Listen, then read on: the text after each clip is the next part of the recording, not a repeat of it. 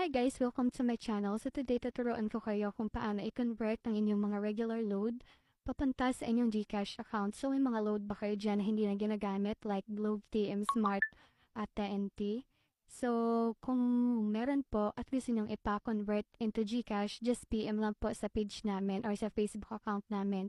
And nag-accept din po kami ng mga very unverified GCash. Kung may mga pera po kayo sa unverified GCash na gusto nyong i-cash out, so PM nyo lang kami at kami na pong bahala mag-transfer sa inyong mga verified GCash. So, yung rate namin, yung deduction fee namin is 20% at minsan 30 pesos po.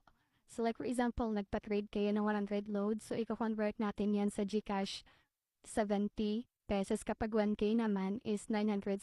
So just PM lang guys sa aming Facebook account. So ito po yung Facebook account namin, Sam Trader. So ilalagay namin sa comment section at sa description ng video na to ang link para direct na kayo makapag-message para hindi kayo ma-scam. So nandito na rin po yung mga proof namin. So just check nyo lang po dito yung mga proof namin. So, andyan na rin yung mga customer namin na nag-comment na nagpapakita talaga na legit yung page namin kasi meron talagang mga page or mga trader na nanggagaya no, para hindi mga legit. So, ayan po. So, registered din po yung aming sa DTI. So, ayun na po bahala dyan check. So, just PM lang guys kasi always naman kami open. So, anytime makapag-reply kami sa inyo.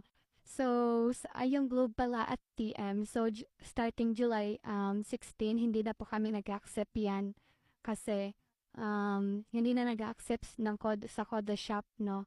And syempre, nag-accept din po kami ng mga load, yung mga load card niyo dyan. So, pwedeng-pwede namin yan i-convert into GCash. So, yan lang po. So, hoping makapag-message kayo po sa Facebook account namin para ma-transfer na natin yan, yung mga load nyo into GCash money. So, thank you guys for watching.